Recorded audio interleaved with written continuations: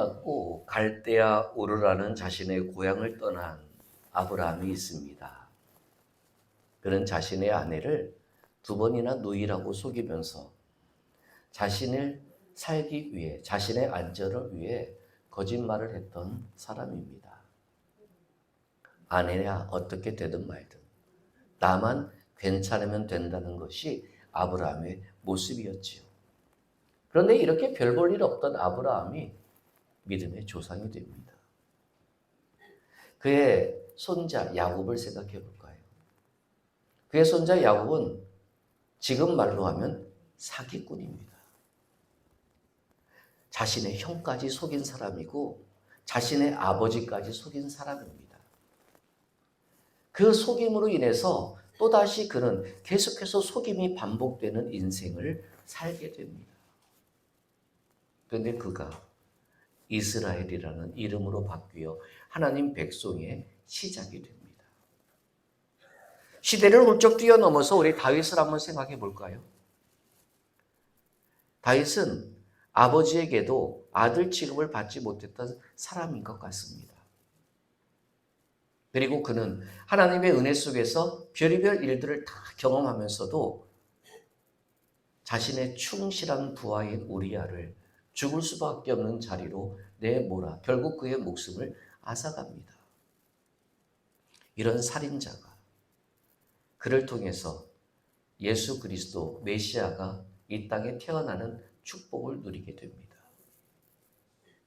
우리 사도 바울 한번 생각해 볼까요? 사도 바울은 얼마나 자랑할 것이 많은지 몰라요. 바리새파 사람이에요. 가말리엘의 문화생이에요. 로마 시민권자예요. 그리고 예루살렘 최고 의결기관인 공의회의 회원이에요. 그의 직업은 예수를 믿는 사람들을 최대한 쫓아가서 감옥에 가두거나 심지어 죽게 되는 일을 방관하는 인생의 모습이에요. 주님께서 우리들에게 보여주고 있는 이 말씀들을 보면서 이 사도 바울은 그랬던 인생이 뒤바뀌어 자신이 죽을지 모르는 위협의 상황 속에서도 복음을 증거하는 사람이 되고 맙니다. 제가 이렇게 수없이 많은 성경의 인물들 중에서 몇 명의 예를 들었지만 이들의 면면을 보면 별 볼 일 없는 사람이에요.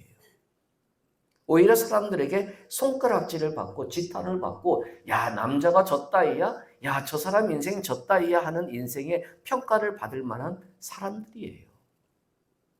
근데 그들이 믿음의 조상이, 그들이 이스라엘의 시초가, 그들이 이스라엘의 가장 위대한 왕이, 그리고 그가 세상 끝까지 복음을 증거하는 전도자의 역할을 사명하는 주의 사람으로 쓰임을 받아요.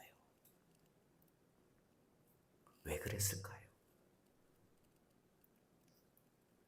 아브라함이 자신의 누이를 속이는 일을 반복해서도요, 최소한 아브라함에게는 뭐가 있었냐면 들려진 하나님 말씀에 대한 순종은 있었어요. 야곱이 아무리 사람을 속이고 속고 하는 여러 가지 일들 속에서도 이 야곱에게는 무엇이 있었느냐? 하나님 앞에 무릎 꿇고 기도하는 모습은 있었어요. 다윗이 아무리 한 여인을 범하고 그 여인의 남편을 죽음의 자리로 몰아넣었을지라도 다윗에게는 뭐가 있었어요? 하나님 앞에 눈물을 흘리는 부르짖음이 있었어요. 최소한 사도 바울이 예수 믿는 사람들을 죽음의 자리로 몰아넣을지라도 사도 바울에게는 뭐가 있었어요? 하나님이 주신 분명한 사명에 대한 확신이 있었어요. 여러분, 이것이 중요해요. 그 사람이 무엇이건, 그 사람이 어떠한 모습이건, 그 사람이 무엇을 가졌건, 그 사람이 무엇을 잘하건 상관이 없어요. 그 사람에게 하나님의 역사하심에 대한 반응이 어떠한지가 중요할 뿐이에요. 우리 한번 생각해 볼까요? 모세가 애굽의 왕자였잖아요. 그렇죠? 왕자였어요. 제가 한 가지 여쭤볼게요. 왕자의 자리에서 하나님의 일을 하는 게 쉽습니까? 아니면 목자의 자리에서, 목독의 자리에서 하나님의 일을 하는 게 쉽습니까?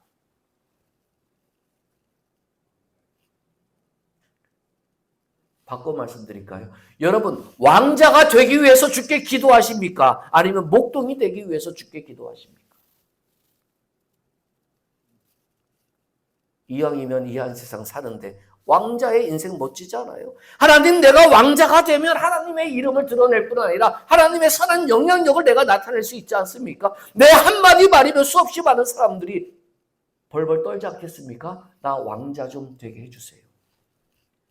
이게 우리의 기도 아니에요. 그런데 주님은 그 왕자의 자리에서 모세를 끄집어내려 목자의 자리로 40년 동안 훈련을 시키십니다. 그리고 그 목자의 자리에서 왕자의 40년 동안 단 한 번도 듣지 못했던 하나님의 음성을 듣게 됩니다. 그리고 40년 동안 왕자의 자리에서 가지지 못했던 사명을 갖게 됩니다. 그러면 모세에게는 왕자의 자리가 축복일까요? 목동의 자리가 축복일까요? 아니, 여러분들에게 목동이 되시는 얘기 아니에요. 어느 자리가 모세에게는 귀한 인생의 자리였을까요? 서두에 제가 이 질문을 드리는 것은 오늘 제목 보세요. 어떤 그릇이 되고 싶으십니까? 지금 이 고린도 교회는요, 굉장히 잘 사는 동네입니다. 굉장히 화려한 동네입니다. 여기는 무역항구이기 때문에 고린도, 지금도 그리스의 고린도가 있는데 거기는 무역항구이고 세계에서 아름다운 항구에 속한 곳이기 때문에 수없이 많은 배들이 몰려드는 곳입니다. 여기에서 물건이 사고 팔고 하는 무역들이, 상거래들이 활발하게 벌어지는 곳입니다. 문화적인 수준도 높고요. 경제적인 수준도 높습니다. 일반 사람들도 거기에서 걸어다니고 입고 다니는 모습을 보면 화려하기 그지없는 인생들입니다. 누릴 것이 많고요. 내 모든 몸의 기쁨과 향락을 위해서는 모든 것이 준비되어져 있는 도시가 바로 고린도입니다. 얼마 전까지만 해도 나도 그렇게 살았거든요. 얼마 전까지만 해도 내가 저 사람보다 옷을 더 화려하게 입었거든요. 내가 얼마 전까지만 해도 저 사람보다 돈이 더 많아가지고 즐길 수 있고 누릴 수 있는 게 더 많았거든요. 그런데 예수를 믿고 나니까 일자리가 빼앗겨버리고, 예수를 믿고 나니까 가진 소유물이 적어버리고, 예수를 믿고 나니까 예전에 화려하고 멋있던 옷이 아니라 초라하고 별 볼 일 없는 옷을 입게 되었고, 예수를 믿다 보니까 해서는 안 될 것들, 내 영을 지키기 위해 해서는 안 될 것들을 버리다 보니 내 마음과 내 몸에 즐거움과 향락을 누릴 수 있는 여유도 없고, 만약에 여러분들이 그 고린도 교회의 교인들이라면 주님께 어떤 기도를 드리겠습니까? 예수 믿기 전에는 내가 쳐다보지도 않았던 사람들이에요. 예수 믿기 전에는 나랑 말조차도 섞지 못했던 사람들이에요. 예수 믿기 전에는 내가 그 고린도에서 누릴 수 있는 모든 것들을 누렸던 사람들이 고린도 교회 교인들이에요. 힘께나 있고 가진 것이 많고 말 한마디에 영향력도 있었던 사람들이 고린도 교회 교인이었을지도 몰라요. 그런데 그들이 예수를 믿고 나서는 별 볼 일 없는, 비교해도 상대적으로 초라해 보이는 인생이 되어버리고 만 거예요. 그런 그들에게 상대적으로 박탈감을 느끼고 상대적으로 하나님 나 좀 더 많은 것을 갖게 해주셔서 저들에게 그리스도가 내게 이런 복을 주셨다는 것을 자랑하게 해달라고 간절히 부르짖을 법한 그 고린도 교인들에게 사도 바울은 뭐라고 얘기를 하는지 아세요? 너희들은 질그릇이야. 이거 얼마나 기분 나쁜 얘기일까요? 야, 너희들 하나님이 금그릇으로 만들어 주실 거야. 너희들 하나님이 은그릇으로 만들어 주실 거야. 걱정 마, 기도해. 하나님이 금을 부어주시고 은을 부어주셔서 너희들을 높은 자리에서 저들을 깔보면서 하나님의 복음을 증거할 날이 올 거야. 이런 말을 기대했을지 모르는데 그 고린도 교인들을 향해서 사도 바울이 하는 말이 뭐예요? 너희는 질그릇이야. 이걸 영어 성경으로 보면은요, 흙으로 만든 그릇이야 라고 번역이 돼요. 이 말을 고린도 교인들이 들었을 때 어떤 기분이었을까요?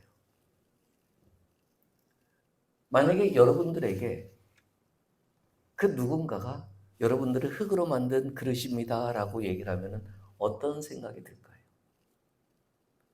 아니, 요즘 쓰는 말로 할까요? 여러분들은 금수저, 은수저도 아니라 흙수저입니다 라고 얘기를 하면 기분이 좋을까요? 나쁠까요? 아무 말씀도 없이 기분 좋으세요? 이왕 다 산 인생 뭐가 됐든 간에 그러신가요? 나름대로 자기가 포기했던 것보다는 다른 그 무엇인가를 저들보다 우월적으로 누릴 수 있는 것이 꿈꾸고 있는 이 고린도 교인들을 향해서 그 무엇인가를 주는 것보다 너희는 흙수저야, 너희는 질그릇이야 라고 얘기를 하고 있는 이 사도 바울의 모습을 우리는 볼 수가 있어요. 디모데후서 2장 말씀 한번 보실래요? 디모데후서 2장 20절, 21절 한번 우리 같이 읽어볼까요? 화면에 나와 있습니다. 같이 읽어볼까요? 시작. 큰 집에는 금그릇과 은그릇뿐 아니라 나무그릇과 질그릇도 있어 귀하게 쓰는 것도 있고 천하게 쓰는 것도 있나니 그러므로 누구든지 이런 것에서 자기를 깨끗하게 하면 귀히 쓰는 그릇이 되어 거룩하고 주인의 쓰심에 합당하며 모든 선한 일에 준비함이 되리라. 아멘. 제가 오늘 설교하고 싶은 게 여기 다 들어가 있잖아요. 모든 인생에는 금그릇이 있고 은그릇이 있고 나무로 만든 그릇이 있고 흙으로 만든 그릇이 있다고 얘기를 해요. 그런데 오늘 이 디모데후서 2장에서는 얘기한 게 뭐예요? 무엇으로 만들어진 그릇이 중요한 게 아니라는 얘기예요. 모든 사람들은 금그릇 되기를 원해요. 모든 사람들은 최소한 은그릇 정도가 돼야 인생에서 성공한 것처럼 보여요. 내가 나무 그릇이고 내가 흙으로 만든 그릇이면 실패한 인생처럼 보여요. 근데 주님은 뭐라고 그래요? 상관없다고 얘기를 해요. 문제는 뭐예요? 주인이 쓰시면 된다고 얘기를 해요. 금그릇도 들어오면 거기에 물건 못 담습니다. 은그릇도 매일마다 닦아주지 않으면 얼룩집니다. 오늘 디모데후서 2장에서는 우리들에게 얘기를 하는 건 뭐예요? 주인이 쓰시기에 합당하면 된다는 얘기예요. 주인이 쓰시기에 합당한 건 뭐예요? 금이냐 은이냐 나무냐 흙이냐가 아니라 깨끗하냐라는 거예요. 우리 이 부분을 고민해 볼 필요가 있지 않겠어요? 우리 예수 믿으면서 금그릇 되려고 얼마나 노력하십니까? 이왕 예수를 믿으면 내가 두드러지고 내가 화려하고 나를 통해서 하나님의 영광이 크게 나타나기를 원하는 우리 금그릇을 향한 간절한 소망이 있지 않아요? 하나님 금그릇이 되지 못할 거면 은그릇이라도 돼서 최소한 사람들에게 반짝반짝거리는 빛은 낼 수 있는 사람이 돼야지요. 이게 우리의 기도 아니에요? 근데 주님 뭐라고 그래요? 좀 심한 말씀을 드릴까요? 웃기지 마. 금이냐 은이냐가 중요한 게 아니야. 나무로 만들었냐 흙으로 만들었느냐 중요한 게 아니야. 하나님이 쓰시기에 준비되어 있느냐가 문제지. 이 얘기를 하고 있잖아요. 근데 왜 이렇게 우리의 신앙의 깨끗함과 정결함은 고민하지 않고 무엇으로 내가 만들어졌느냐에만 관심을 갖고 초점을 갖고 내가 무슨 그릇이 되려고 하느냐에만 우리 목숨 걸고 예수를 믿고 있지 않나요? 금그릇 안 되면 어때요? 또 아멘도 안 하시는 거 봐요. 은그릇 안 되면 어때요? 저와 여러분들이 나무나 흙으로 만든 그릇이면 어때요? 내가 깨끗하면 주가 쓰실 거 아닙니까?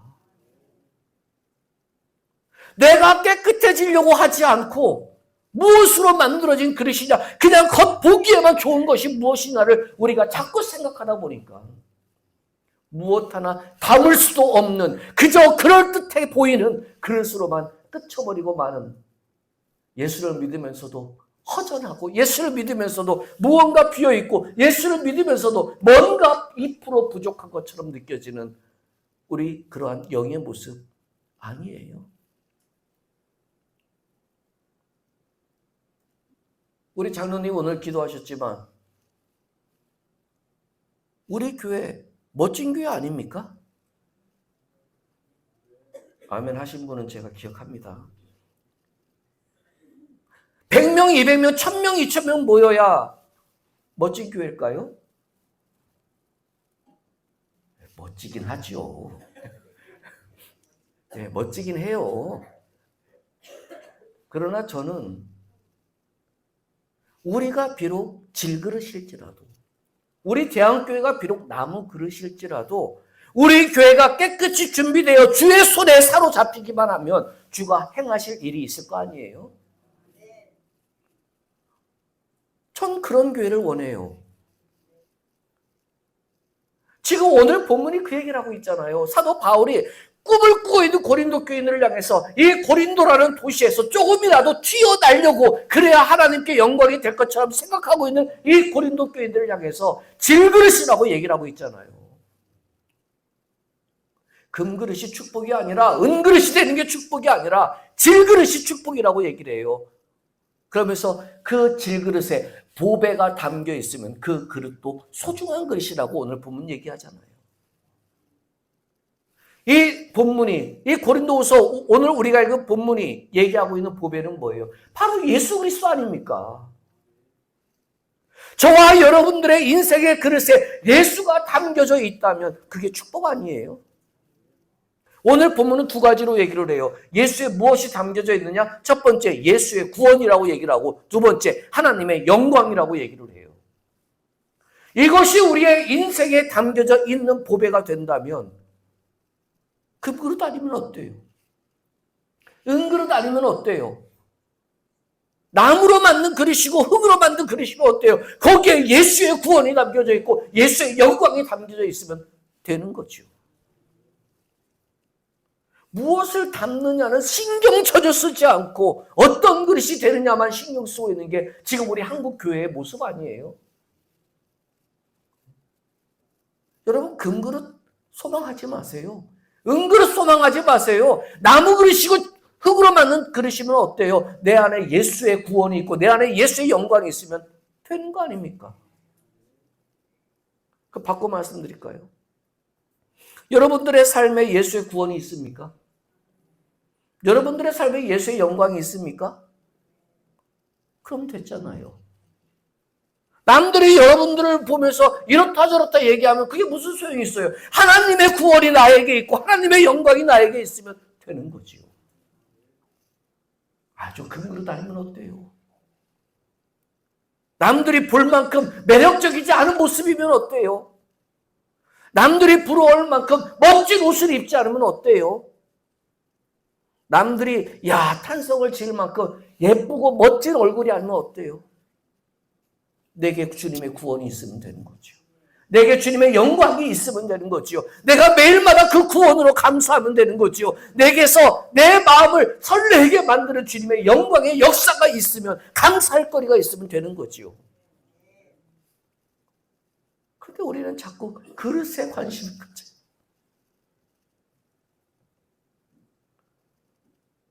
바꿔 말씀드리면 저와 여러분들의 삶의 목적이 내 인생의 그릇에 담겨져 있을 열매인지 아니면 그 열매를 담는 것에 불과한 그릇에 내 인생의 목적이 있는지를 생각해 보자는 거예요.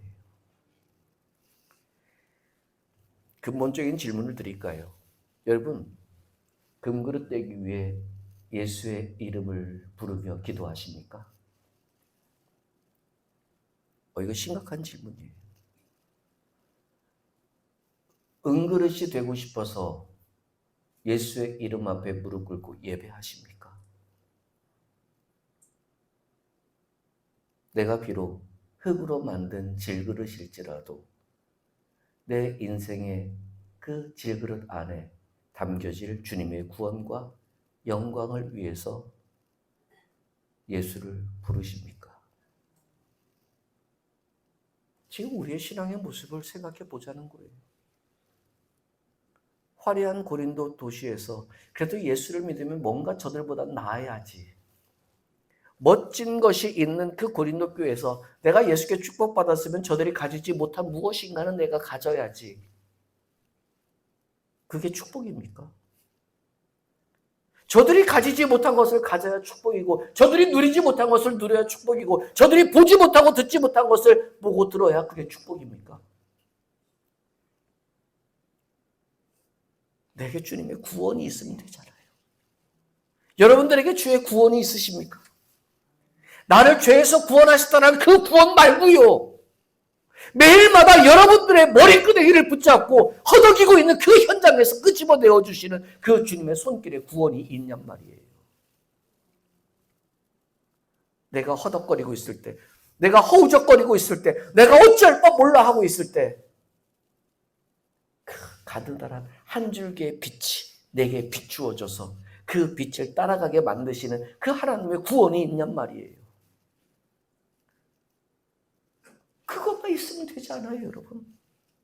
아니, 좀 못 입으면 어때요? 좀 못 살면 어때요? 좀 배고프면 어때요? 살도 빠지고 좋지요. 근데 여러분, 우리는 남들보다 잘 돼야 그것이 은혜 받은 줄 알고, 남들보다 잘 돼야 그것이 축복받은 줄 알고 착각하고 살아가요. 오늘 본문은 얘기를 하잖아요. 매일마다 너를 건져주시는 주님의 구원. 그리고 매일마다 너를 통해서 하나님이 함께하고 계신다는 것을 보여주실 그 하나님의 영광이 내게서 내 인생에 어떤 그릇일지라도 내 인생의 그릇에 담겨져 있다면, 어떤 것이 너를 우겼어도, 어떤 것이 너를 애워싸도, 어떤 것이 너를 핍박하고 고통스럽게 해도 예수의 나타나심을 드러낼 수 있음을 바울은 얘기를 하고 있습니다. 오늘 말씀을 한번 우리 정리해 봅시다. 여러분들은 지금 어떤 그릇입니까? 제 질문에 대한 여러분들의 답을 한번 해보십시오. 여러분들은 지금 어떤 그릇입니까? 제가 이렇게 질문 드리면 내가 금그릇인가? 은그릇인가? 질그릇인가? 이 생각을 해요. 그럼 오늘 설교를 잘못 들으신 거예요.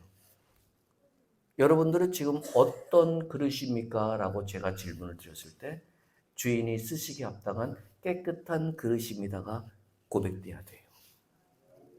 주님에게는 은그릇, 질그릇이 별 관심 없다니까요. 여러분, 에스겔서를 보면은요, 그 골짜기에 나뒹굴던 그 마른 뼈, 생기조차 없고 물기조차 없는 그 마른 뼈들에게 명령하셨을 때 그 마른 뼈가 강력한 군대가 되는 역사를 보여주시잖아요. 나뒹굴던 뼈 따기들을 가지고도 군대를 만드시는 그 주님에게 내가 금그릇이 아니어도, 내가 은그릇이 아니어도, 내가 갈라지고 찢어진 그릇일지라도 깨끗하기만 하면, 주가 쓰시기에 합당하기만 하면 우린 되는 거예요. 우리의 관심사는 무슨 그릇이냐가 아니라 주가 쓰시기에 합당하냐, 그것이 우리의 관심사고 우리의 고민이고 우리의 기도 제목이 돼야 돼요. 다시 한번 질문할게요. 여러분들은 어떤 그릇이 되고 싶으십니까? 그렇게 되시기를 바랍니다. 자꾸 남들이 볼 때 멋져 보이는 그릇 소용없어요. 남들이 볼 때 그럴듯한 그릇 소용없어요. 하나님이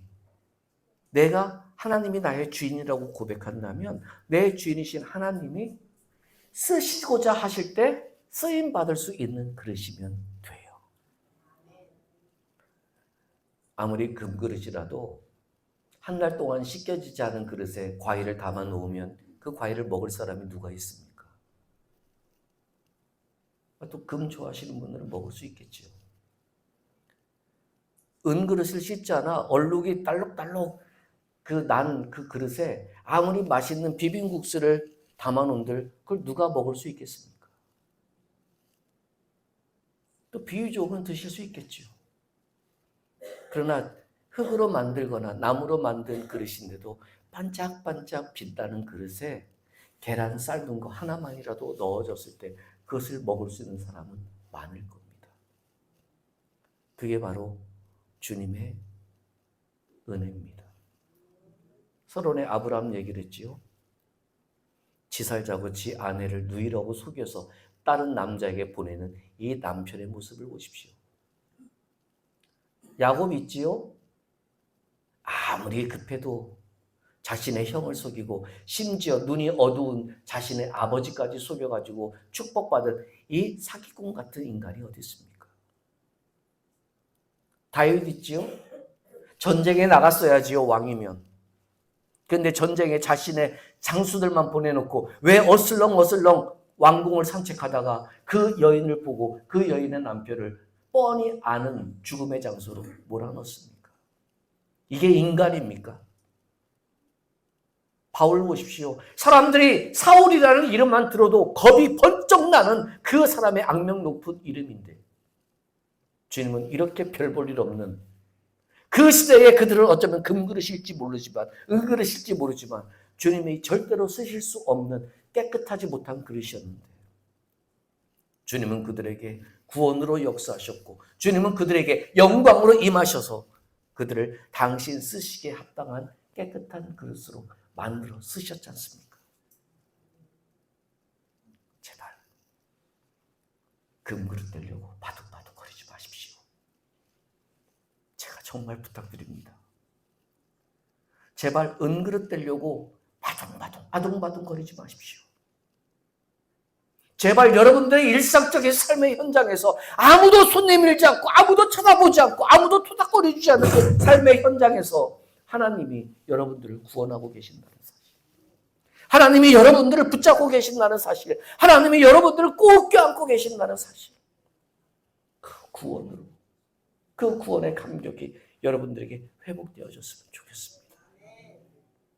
그래서 여러분들을 통해 하나님의 살아계심이 보여지고 드러나는 그 영광의 삶이 된다면 하나님은 언제든지 여러분들을 들어 쓰실 겁니다. 다시 한번 질문 드립니다. 어떤 그릇이 되고 싶으십니까? 이 질문에 대한 답을 매일마다 여러분들의 삶의 현장에서 찾아갈 수 있기를 주의 이름으로 축원드립니다.